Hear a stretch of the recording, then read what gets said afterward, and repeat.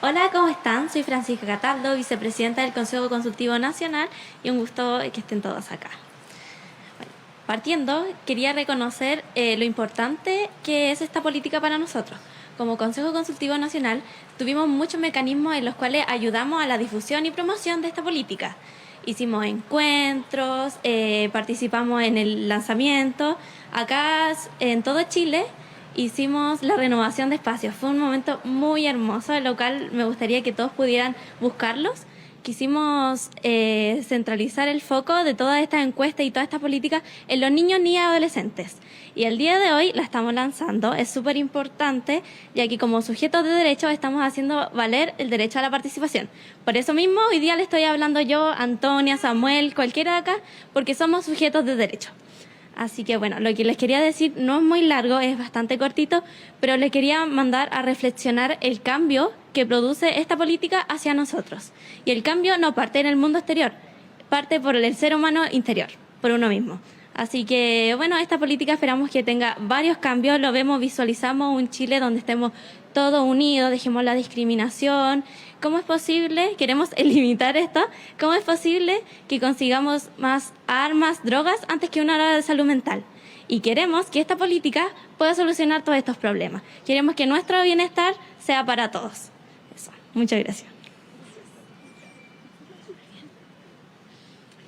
Hola, gracias por estar aquí. Quería reforzar lo que estaba diciendo Francisca y dijeron los niños en el evento. Este es un evento donde los niños fueron protagónicos porque efectivamente fueron protagónicos en el diseño de la política. Ellos nos impulsaron muchos de los objetivos específicos y aprovechar la oportunidad también para decir que esta es una política donde efectivamente están con metas, acciones y indicadores, como decía el presidente, todos los ministerios y todos los servicios públicos. Por lo tanto, hay una muestra de un compromiso muy fuerte del Estado en su totalidad con los derechos de los niños y sobre todo con su bienestar. Así que tenemos una gran tarea por delante, es una tarea que queremos seguir haciendo con todo y básicamente reconocer la importancia que ha tenido en esto la participación de los niños y sobre todo sus propuestas. Muchas de las acciones que ustedes van a encontrar en el documento son acciones que son redactadas, recogidas y trabajadas con los niños que participaron a lo largo de todo el país.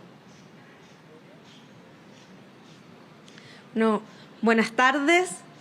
Quiero agradecer la participación especialmente de todos los niños, niñas y adolescentes que hoy día fueron parte de esta actividad y también de autoridades de distintos poderes del Estado porque están llamados como responsables también a la implementación de esta política. Con esta política y plan de acción tenemos una manera concreta de implementar la Ley de Garantías de la Niñez. Esto no es algo que queda en el papel, sino que incluye propósitos, plazos, metas y de esa manera las obligaciones y las responsabilidades que están para los distintos ministerios y los distintos servicios van a tener que ir avanzando. Y como destacaba la subsecretaria y también Francisca, quiero señalar lo importante en que esto nazca con una participación muy importante de niños, niñas y adolescentes de todo el país, porque aquí los objetivos que se plantearon en la política no son solo temas que se nos ocurrieron en los ministerios, sino tienen que ver con las problemáticas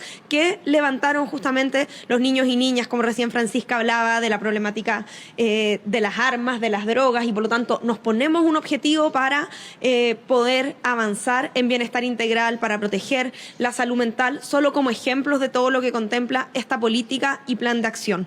Por último, señalar que esta es una política y plan de acción que interpela al conjunto de la sociedad. Aquí todos y todas somos responsables de la protección y el bienestar de la niñez y la adolescencia y en particular interpela a todas las instituciones del Estado. Y esto implica que nos hagamos cargo de un cambio de paradigma, de qué significa la protección integral de la niñez y la adolescencia. Y aquí el Estado tiene que pensarse también de manera distinta y por eso agradezco que haya distintas autoridades. Aquí no es una política que está pensada según lo que cada ministerio creyó que podía hacer, sino cómo nos pusimos a disposición de los objetivos que plantearon los niños. Y eso es lo que debe justamente guiar la implementación y cómo se va a ir midiendo también su progreso, que es algo que la sociedad en conjunto, junto también a los niños y adolescentes, van a poder también ir solicitándonos rendición de cuentas y esa es la responsabilidad que tenemos como autoridades y así muy bien lo dijo el presidente.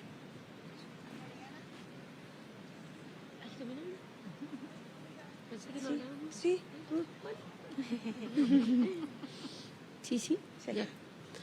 Hola a todas y todos. Como Ministerio de la Mujer y Equidad de Género y parte del Consejo Interministerial que contribuyó a que las propuestas de los niños, niñas y adolescentes llegaran a esta política nacional, estamos muy satisfechas con el resultado, pero también queremos poner el eje en el proceso, tal como dijeron sus representantes ante el Consejo Consultivo Nacional. Este es un hito.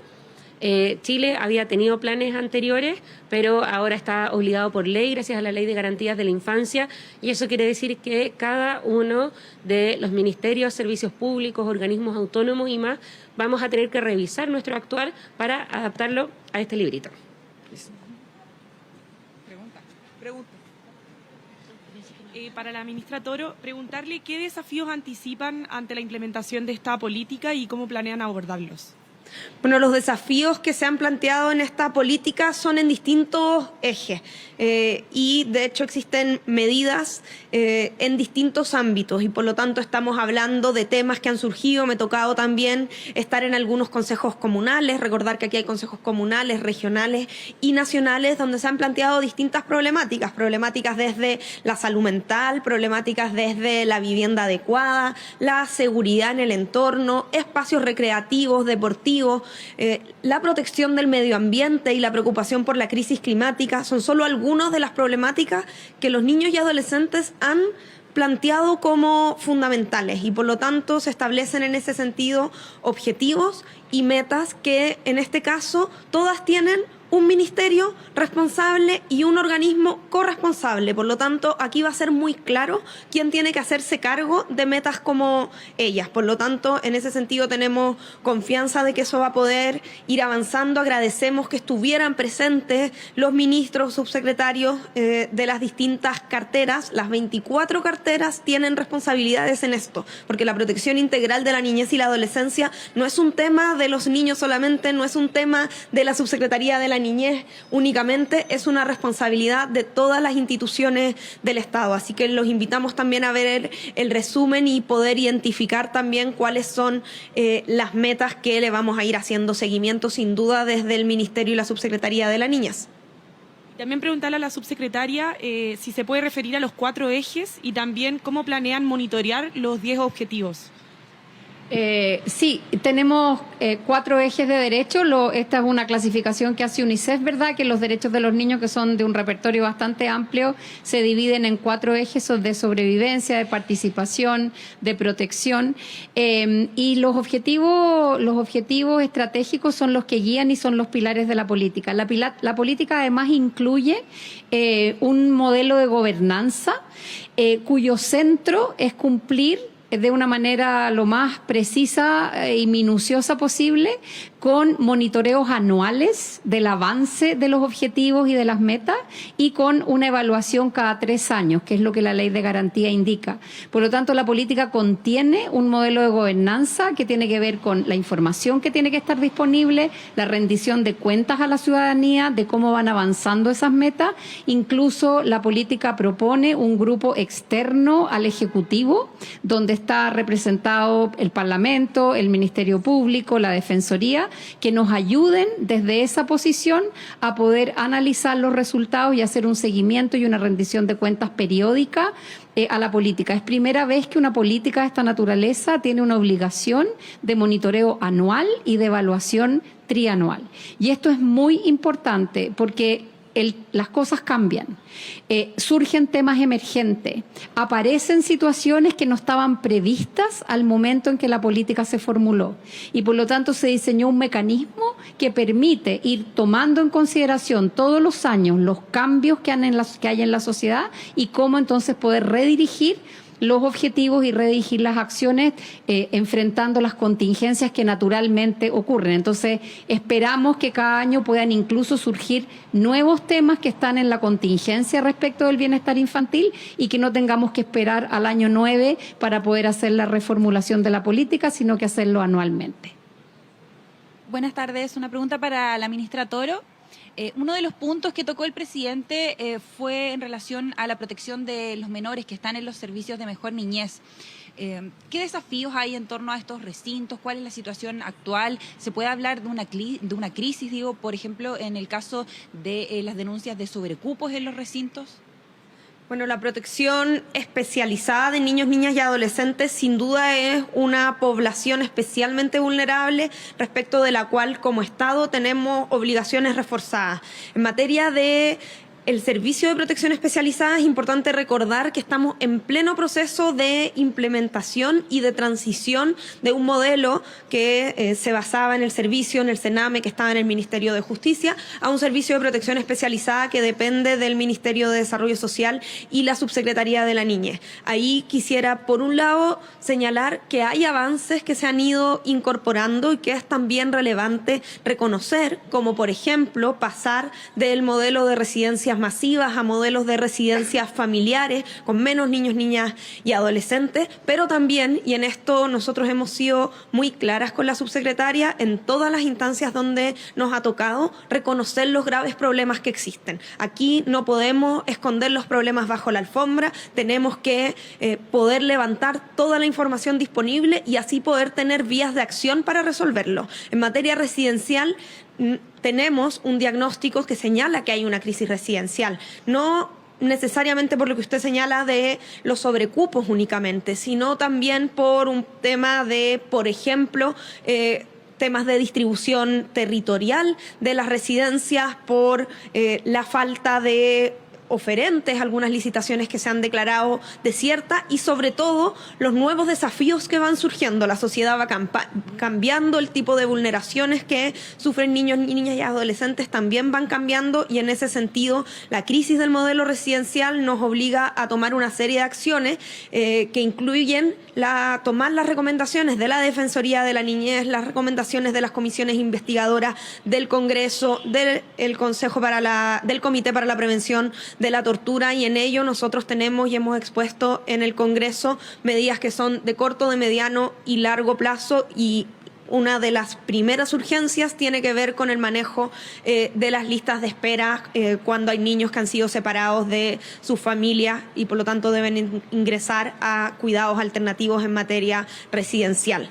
Pero también quisiera señalar, a propósito de la instancia en la que estamos hoy día, de presentación de la política y el plan de acción de la niñez y la adolescencia, que dada esta obligación reforzada que tenemos respecto de la niñez y la adolescencia vulnerada, se contemplan medidas específicas de acción que comprometen metas y compromisos respecto de los niños, niñas y adolescentes que están bajo la protección especializada en materia de prevención de la violencia, en términos de prevención y abordaje de abusos sexuales infantiles, uno de los delitos más graves que conocemos, de explotación sexual comercial, temas en donde ya además estamos tomando acciones, pero sin duda, y esta política lo ratifica, todas las instituciones del Estado tenemos que poner aquí un esfuerzo reforzado.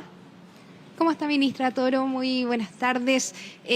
Sobre también la protección de los niños, niñas y adolescentes, el martes en la tarde se conoció un nuevo caso de un lactante fallecido lamentablemente al interior de una guardería clandestina. Hay muchas familias que no pueden optar por pagar finalmente una guardería a nivel nacional. ¿Cómo se puede ir avanzando en esta materia para evitar este tipo de situaciones que no es la primera vez que ocurre finalmente? Es una situación muy lamentable. Primero, compartir nuestras condolencias con la familia de ese bebé, de esa guaguita de tan solo 8 meses. Entendemos lo doloroso, quizás no podemos imaginar lo doloroso que es para esa familia, pero es también un dolor para toda la sociedad. Y sin duda sabemos que padres, madres, familias que trabajan muchas veces no han encontrado maneras de resolver suficientemente las obligaciones, las labores de cuidado, y por lo tanto es sumamente riesgoso, sumamente preocupante que accedan a este tipo de cuidados irregulares. Y aquí quisiera señalar que hay una dimensión que está trabajando, por un lado, el Ministerio de Educación, el Ministerio de la Mujer y la Equidad de Género en temas de modernización parvularia, que va avanzando en el Congreso, en temas de sala cuna, por ejemplo, pero también hay una dimensión donde tenemos que hacernos cargo de un vacío regulatorio que tiene que ver con la regulación de servicios sociales de cuidado infantil. Y en ese sentido quiero valorar que existe en el Congreso un proyecto de ley que estamos estudiando, que presentaron las diputadas Plasencia y diputada Rojas, entre otras parlamentarias, que busca llenar esa área gris. Hoy día en materia de guarderías y after school no tenemos una regulación uniforme y por lo tanto nosotros estamos estudiando ese proyecto y creemos que hay que avanzar también cuando hablamos de la regulación de los servicios de cuidado infantil en el contexto de la discusión sobre un sistema nacional de apoyos y cuidados. Y por último, también mencionar que esta política nacional y este plan de acción que acabamos de presentar también establece metas y objetivos en materia tanto de mejorar tanto los servicios sociales de cuidado infantil en el contexto del Sistema Nacional de Apoyo y Cuidados, como también todo lo que ello implica en materia de cuidado infantil en el contexto del sistema de garantías de la niñez. Buenas tardes. Ahora quería hacer un par de consultas a la ministra Vallejo, por favor. ¿Cómo está, ministra? Buenas tardes. Bien, buenas tardes. Durante esta jornada se conoció la cifra del IPC, la más alta en lo que va del año, precisamente impulsada por el alza del costo de la luz. Todo en esto, en el contexto de que todos sabemos lo que ha sucedido con estos miles de chilenos, algunos de ellos todavía sin luz. Hay distintos parlamentarios que están planteando la posibilidad de evaluar, de tener esta alza de la luz. ¿Hay esta posibilidad o existe esta alternativa para el gobierno o está totalmente descartado y el alza sigue adelante? Bien, gracias por su pregunta. Y antes de responderla, la voy a responder, por cierto, quisiera destacar dos cosas y también hacer una invitación a ustedes que están presentes, los medios de comunicación que juegan un rol importante en todos los temas país.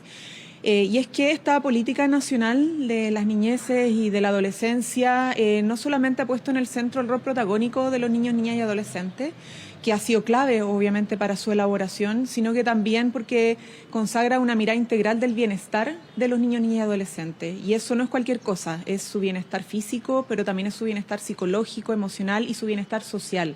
Y en eso deriva un conjunto de acciones que es importante que la ciudadanía conozca. Hoy día ha sido la presentación, vamos a estar evidentemente los ministerios informando, están las páginas web y hay distintas plataformas oficiales para conocer esta política, pero también los medios de comunicación nos pueden ayudar, si tienen a bien, a jugar un rol importante en difundirla, en explicar y en generar la toma de conciencia necesaria para que también la ciudadanía cumpla el rol fiscalizador en el cumplimiento de los deberes que le competen a los distintos poderes del Estado y particularmente a todos los ministerios que estamos involucrados.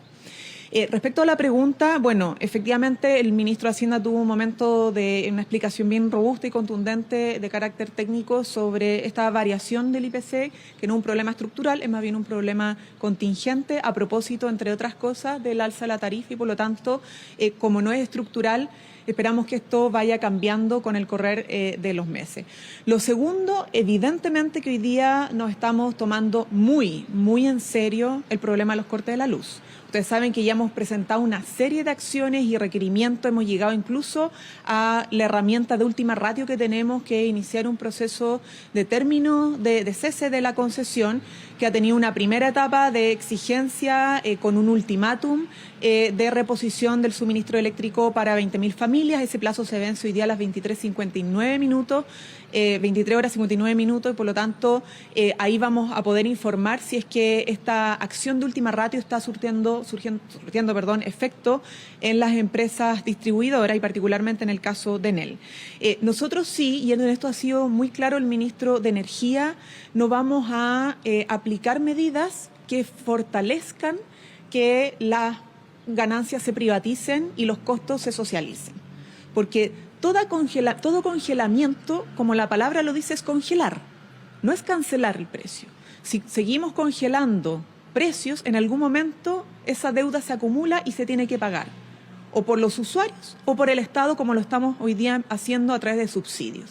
Es decir, no puede ser que las empresas no se hagan cargo y solamente estemos ante situaciones donde privatizan sus ganancias, pero terminan externalizando los costos, ¿no? Sea en la sociedad o sea en el Estado. Y por eso estamos haciendo valer la ley. La ley a través de las presentaciones de recursos, ¿no? Que no es solamente por Enel y los incumplimientos de la Enel, aquí hay que ver que también hay otras empresas que funcionan en regiones, las regiones también tienen usuarios complicados porque llevan días sin luz y por lo tanto en eso no hemos dudado en hacer la formalización de requerimiento. Exactamente. Freire, aquí está el muchacho de Freire, una semana sin luz ya también, y por lo tanto estamos haciendo todas las acciones legales y más allá para hacer que las empresas cumplan, porque aquí son las empresas las únicas que pueden reponer el suministro de luz. No hay otra entidad, no es el Estado. Solo son las empresas privadas las que pueden hacerlo. Entonces, lo que nos compete a nosotros, efectivamente, en pos de lo más importante, que es que la gente tenga luz, y ya veremos los resultados además de las demandas y de las multas que van a tener que pagar, pero hoy día todas las herramientas que estamos ocupando y particularmente la última que hemos hecho con Enel es para hacer que cumplan en su tarea de reponer la luz. ¿Cómo está, ministra? Buenas tardes. Quería preguntarle... Perdón, una cosa sí, adicional, que es importante que también dijo el ministro de Energía. No solamente esta exigencia, sino que también en el marco de lo que le exige la ley es adelantar al máximo las compensaciones. Es decir, no esperar 3 o 4 meses que se produzcan las compensaciones, sino que ojalá se vea reflejado en las próximas boletas de luz, porque ahí todos esperaríamos que no haya cobro, ya se refleje una compensación que sea proporcional al daño que se ha causado. Quería preguntarle en línea con esto respecto al anuncio del inicio de la tramitación para poder ver el cese de la concesión a Enel. Si es que se está evaluando hacer lo mismo respecto a otras empresas, CGE podría ser una de ellas también que tiene a bastantes personas sin luz en algunas comunas. Y por otro lado, ¿cómo se implementaría este proceso? ¿Cuánto podría tardar y no podría complicar también la vida un poco más a las personas que por estos días están sin luz precisamente y que es un proceso largo y complejo? Hay que entender que los procesos de caducidad de las concesiones o de término de las concesiones son procesos complejos y por eso son de última ratio. Es la última herramienta que tenemos ya para hacer valer las responsabilidades y los deberes legales de una empresa y por eso se ha mandatado al ministro de Energía por parte del presidente de la República a materializar este procedimiento con Enel porque es el caso más complejo que tenemos en el país. No es cualquier cosa lo que estamos haciendo. Los efectos tienen sus complicaciones, ¿no?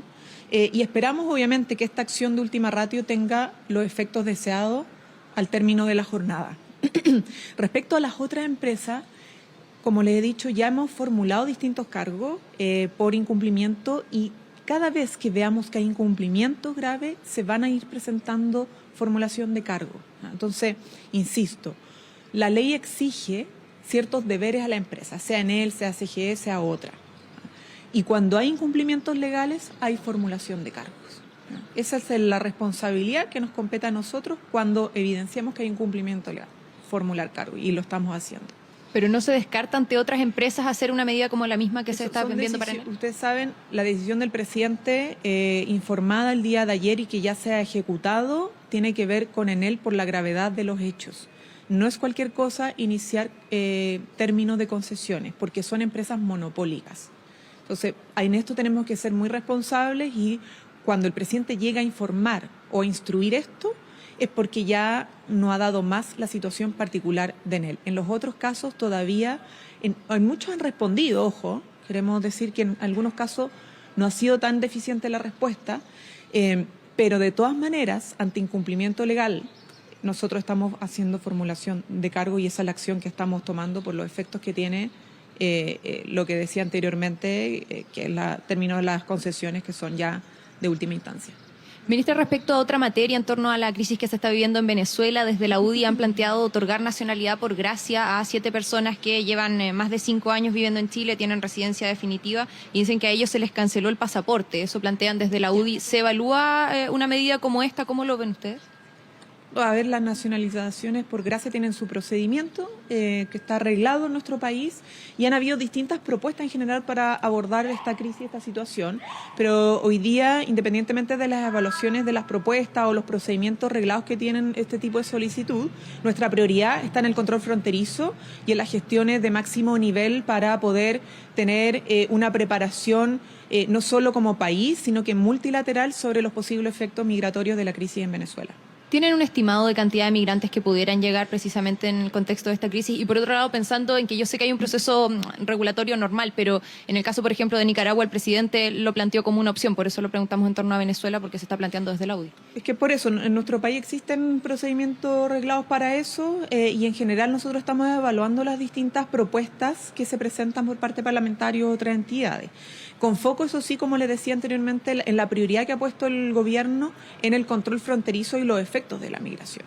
En general, por ejemplo, no estamos abiertos a producir incentivos migratorios porque ya tenemos suficiente población en Chile y vamos a obviamente respetar los derechos de las personas migrantes, pero también al mismo tiempo evitar que hayan ingresos irregulares, ¿no?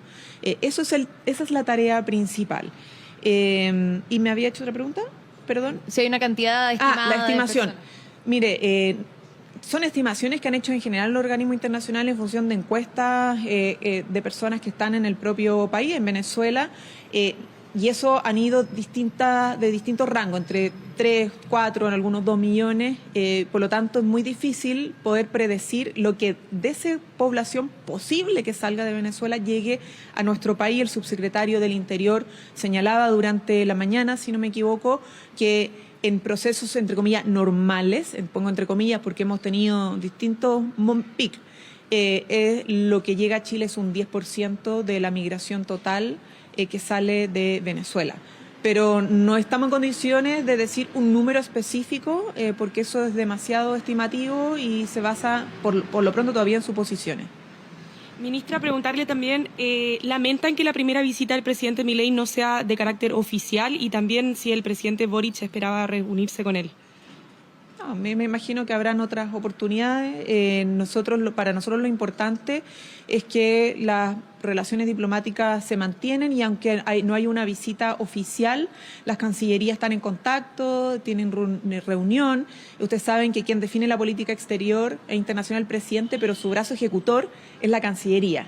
Y por lo tanto, cuando las cancillerías están en contacto, se reúnen, es porque se mantiene un diálogo y un vínculo fluido con los países vecinos. Al parecer, ambos cancilleres se van a reunir, ¿eso es efectivo? ¿Tienen mayor detalle con respecto a eso? Sí, eso es lo que nos han informado. Esperamos obviamente que se pueda materializar ese encuentro.